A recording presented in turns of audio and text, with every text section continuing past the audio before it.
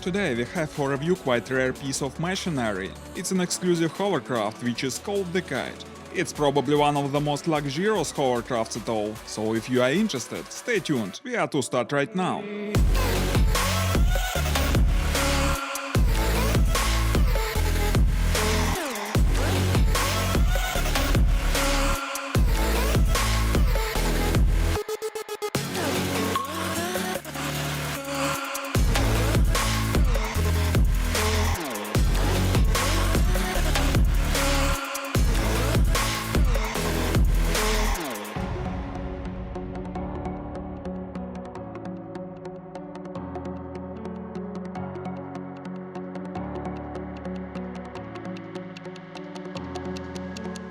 Hi guys, as usually it's me, just a voiceover, and you are watching Review Machines. Well, today we have a real hovercraft for review.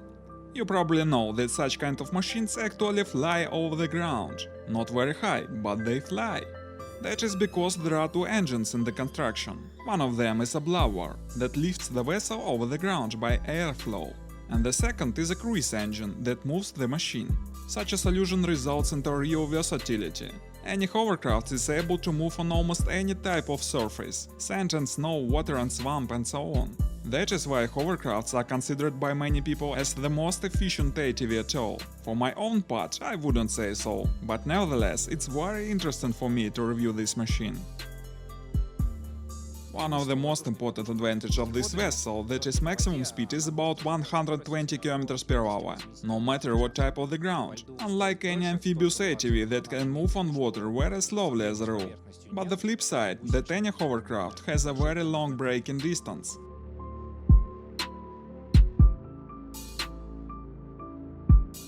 There are many reviews of the various hovercrafts in the internet, but for the most part they are utility vehicles, and their makers don't think a lot how they look. But our hovercraft, the Kite, has a very impressive look, both of the exterior and the interior. This is a really beautiful machine, isn't it? The blower engine is 35 HP Italian unit, like on a garden tractor. This engine makes an airflow to lift the machine. The cruise engine is Subaru 175 HP. It rotates the huge fan and provides maximum speed 120 km per hour. This is a capacity for air. It's made of a special very durable material. Lumbar doors look awesome, don't they?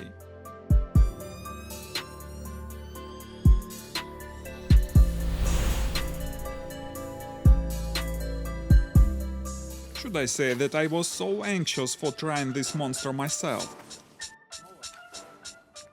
Getting on board is quite tough here, but on the other hand it's a good exercising that is very useful for health. The steering wheel is on the right. By the way, can anyone tell me why most parts of the vessels have the steering wheels on the right side? Well, let's get it started.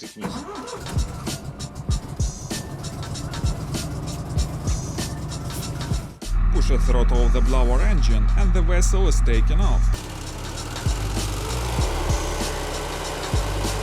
Now throttle of the cruising engine and we start moving. The steering may seem quite simple. There are only two throttle levers for each engine and the steering wheel, that's all. But driving this vessel is not so simple as it seems. The core of this is to get the feel of the machine and learn how it reacts on your manipulations.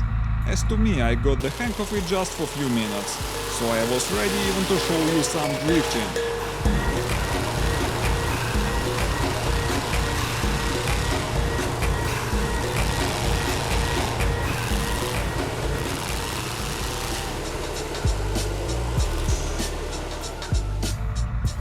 Well, frankly speaking, it was in this way. But I really got a lot of impressions after this short ride. You know, I have already driven many kinds of machines, but this one really stays apart. It's awesome.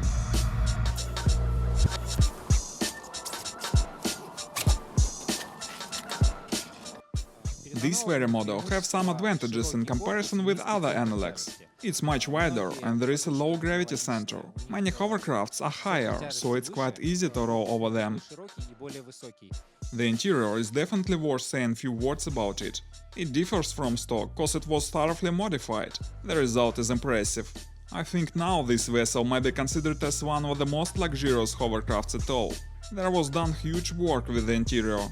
Almost every element here was covered with a fine and practical material. The new soundproofing system was installed, comfortable seats and high-end media system. By the way, rear passengers may sit there quite comfortably, there is a lot of room for legs.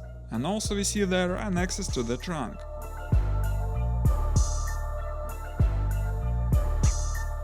To get to the water we had to cross a small town.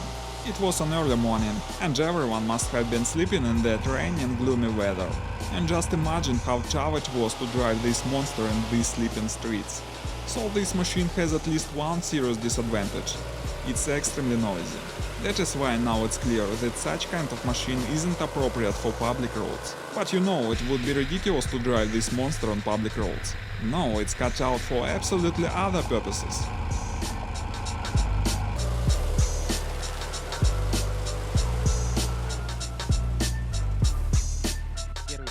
This hovercraft is able to fly over water, sand, snow and swamp. It's highly appreciated among hunters and fishermen. It allows to get the prices which are impossible to get by any other ATV.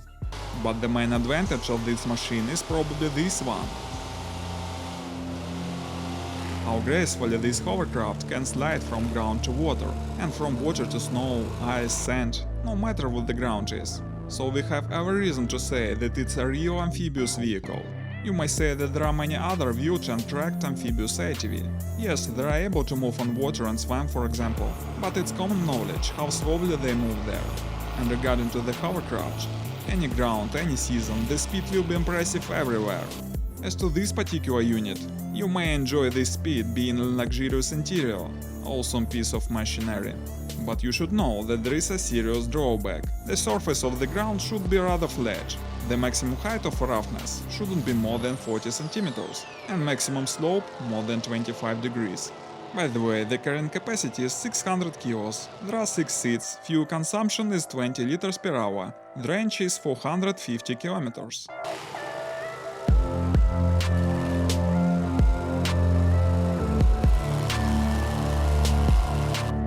And of course I should say a few words about the price.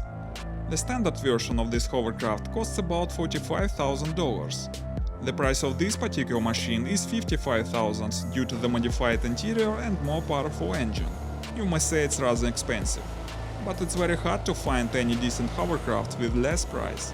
Anyway, leave comments with your opinions about the price and the machine itself. And now let's call it a day. Thanks for watching guys, subscribe the channel if you like this video, it will be many more interesting materials here, goodbye.